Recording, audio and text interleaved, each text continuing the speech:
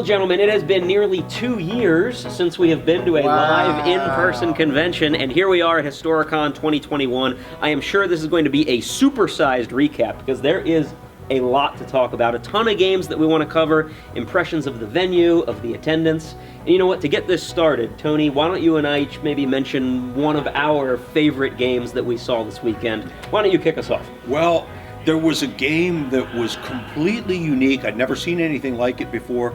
I believe it was, the rules are Paleo Planet, Eat or Be Eaten. And it was an underwater game with a magnificently painted table of all sort of fantastical underwater fish. Anglerfish, let's call it. It was gorgeous, it was whimsical, the figures were amazing, and while it had jack to do with history, it was just a really good-looking, fun-looking game. It was, but you know, this is Historicon 2021, so I want to mention a favorite game that I saw. It was down in the Two Fat Lardies room. They had a Rourke's Drift game using sharp practice. That one won an award. A fantastic-looking 28mm game. We've got a bunch of footage of that. That was one of my favorite games I saw this weekend, but we're going to cover other games. Before we do that, Josh, Miles, our club at Little Wars TV ran a whole number of games. What was on our slate for this weekend? We had a pretty big slate, I think. We did have a big really slate. Good turnout. Yes. Dave ran some Iran-Iraq War fights, and that was a really nice-looking table. Using a very large set of Team Yankee rules on a big table. Yep. And Greg, you did some Brandywine fights. I did one session using Live Free or Die of Birmingham House Hill. We had a lot of fun with that this morning. That was oversold. Yeah, right. All of our games were oversold, I believe. Yeah, and of course, you know, the highlight was we had a free Raven Feast rule set that came out with all the gift bags for the yes, if you were an attendee so. of the convention, you got a free print copy of Raven Feast, So and we we ran did some 2 battles sessions. of that, yeah. And of course, Miles, you were rather busy, weren't you? Well, I ran a few Stalingrad games. Just few? a couple. I heard there was a Stalingrad game. We ran a campaign, 7 games. All of them were oversold. I thought it went really well. I was very pleased with the outcome. Who won the overall campaign? Have to wait to see the video. Future video coming up. Yeah, I was there for a lot of those Stalingrad fights, and the players had a heck of a good time in that. And talk to us about the Vietnam game that the club ran. Well, Tom and Ed put on the table is just absolutely stunning. Beautiful Vietnam table, 1966, using Charlie Company rule set, and man, was that a beautiful game, and they were always overbooked as well. Yeah, that was a popular game. Now, coming up on November 23rd, we're going to have our Vietnam episode out on the channel. Woo-hoo! So if you're into some Vietnam action, we've got that coming up. But in addition to the games that we ran here, there were a bunch of other just really spectacular games. One of my favorite games of the weekend was actually not historical. It was a sort of Leonardo da Vinci themed game, which also won an award for the weekend. So we've got some footage of that. Really unique table. That was a very unique table, and we had an opportunity to interview the game master for that game. Well, it's great to be back with live convention there. You know, it's I had forgotten how much I missed gaming in person, so this has been great. Basically, there's 2 inspirations for it. One, obviously, Leonardo made all these speculative drawings of weird war machines, which coincidentally there's a couple companies now that make plastic model kits for them. So, and they've kind of come close to 28mm, so I had the tools for that. The other aspect, or the other thing that gave me the idea, was the novel and movie The Prince of Foxes, which there's a really great 1950s movie about the Italian Renaissance with Tyrone Power and Orson Welles' Cesare Borgia. And so I used that as the underlying plot, but just added the weird science elements to it. When I run a game, I like to tell a story with it, and that was sort of the perfect thing. And we had a good group of people that got into the craziness, and we had a lot of things blow up, so that was pretty cool.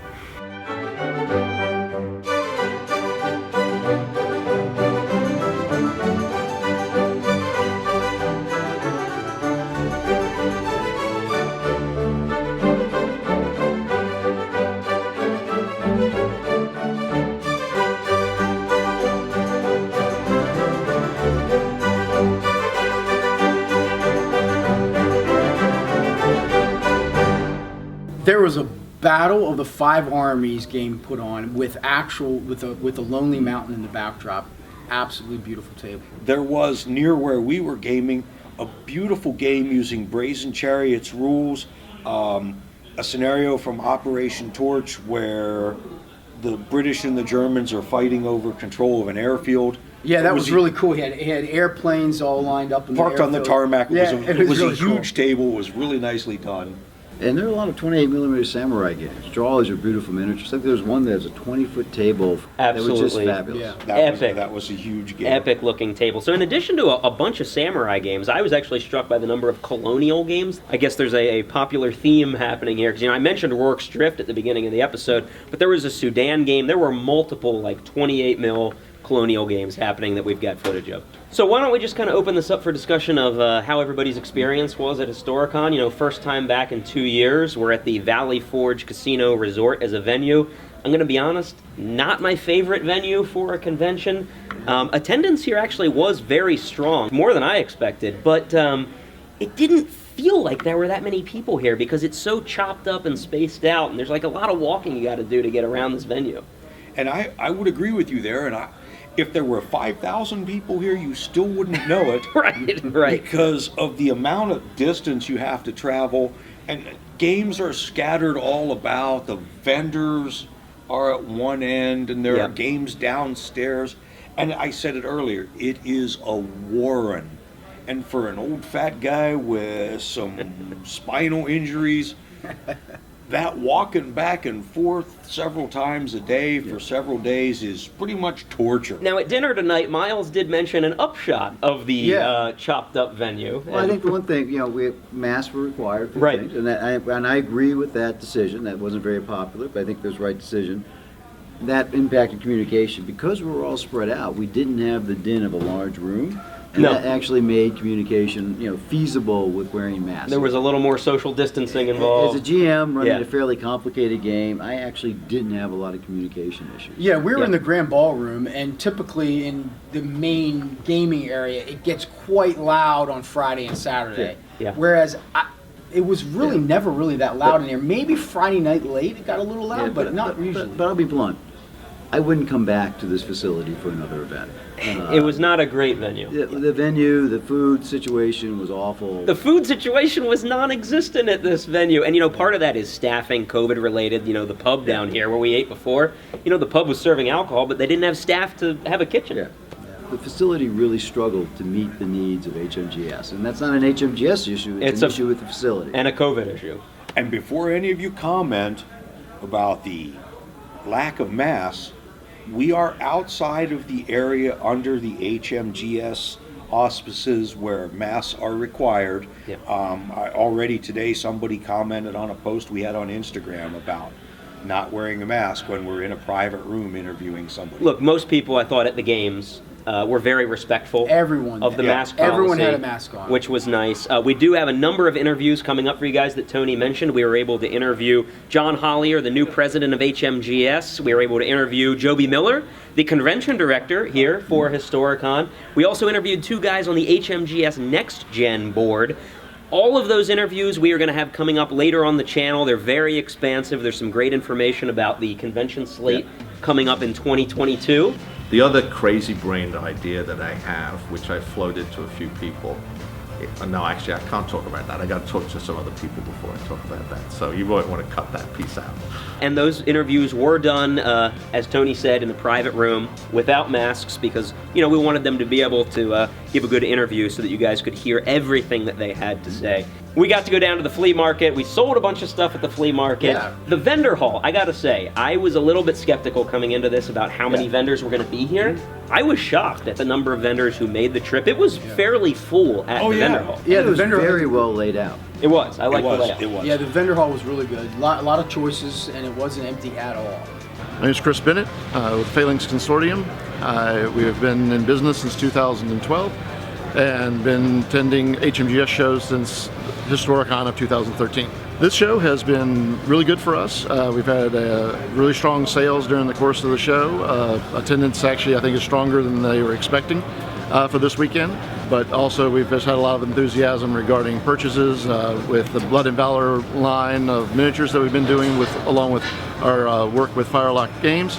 That has also done very well for us. We've also had Forest Harris here from Knuckle Duster Miniatures. Our hobby is very much an in-person event. Even though we've been doing a lot of virtual gaming over this period, the excitement about being back together, even with the masks on, of course, has been very palpable in what we've experienced with the customers we've had in the booth. While some of the vendors we've come to know and love at the events were not there, there were some vendors who were new, to the convention, and I want to see everybody come out, but new vendors at a convention is big. So I have to say, we'll give everybody's kind of final takeaway here. My final takeaway from this convention is that it was just great to be back at an in-person event. And the energy here from the people who did attend, you could tell people really wanted to be here to game. That was really awesome. It was just great to get back to that social atmosphere. Yeah, I totally agree with Greg. I think the best part about it was just the interaction. Yeah, and getting to see patrons. I mean, that was really cool. You know, we've seen people's usernames, we've seen their Discord names, and to come here and finally put a face to some of these names was really, really cool. And I'll agree with everything you've said. There was a certain enthusiasm about being able to come together face to face, because after all, that's what the hobby is about. It's very tactile, it's very personal, and we come together at the table to push some miniatures around and roll some dice and laugh with friends. And one thing I think we should thank the HMGS staff for putting on the show. I mean, they went through a lot to get this ready. They had to make some hard decisions. Yes. Yeah. They put up with a lot of stuff online. I was amazed at the number of volunteers here, honestly. And I thought they did a really nice job, and I'm very grateful for their efforts. A Friday evening check-in from Historicon, and I am here with Sean, who is involved in running the Toys for Tots program. And Sean, I would love to talk to people for a moment about the mission that you guys have. Sure. And the amount of time you've been doing it, because this has been going on for a lot of conventions. It has. So for us, it's been almost 15 years in total. It's been 12 years here with HMGS. And even last year, we actually did a cyber version of this online through Facebook. Right. Yep. Cyber Wars. Cyber Wars, exactly. And we've had a great turnout. So far, I think we've raised close to $85,000. That's incredible. And that's not counting the truckloads of toys that have always been donated. We dropped them off locally and all that stuff. So yeah, we've actually had a great turnout. And the best part about it is it's all from gamers. It's all painters who volunteer to paint stuff. It's the people who volunteer to donate items for the raffle. It's the people, the dealers, the dealer hall. Even today, I collected 2 big, huge tubs of stuff from the dealers. Wow. Everyone's generous. Everyone's supportive of the cause, and 100% of the proceeds go to Toys for Tots. But I definitely want to give a big shout out to all the Wednesday night painting guys. Losing my voice here, I've been screaming all day. All the Wednesday night painting guys, they've been a great thing. They really help out. My wife's here helping out. She's not a gamer. She helps out all the time, so I really appreciate that. So yeah, we always need help, and like I said, we have just people all over the world who's been really generous with their time and really helpful to help us take care of kids, help get toys in their hands for Christmas. If you guys want to get involved, if you want to be part of this program, we're going to have information in the description below. We will have links, email contacts so that you can get in touch and find out how at Historicon next year you could be a part of this. Yep, appreciate it. Well, there we go, guys. We've got a supersized kind of convention recap for you. We had a great experience at Historicon 2021. There is a full slate of conventions coming up in 2022, and I know we're excited to finally get back at it. If you attended the convention this weekend and you had a favorite game, leave us a comment in the comments below. We would love to hear about what your favorite games were for the weekend. Cheers and good night, all. Good See night. you next year. Go on through. Go ahead. It's already not the worst thing we have to edit out. I definitely edit that out later.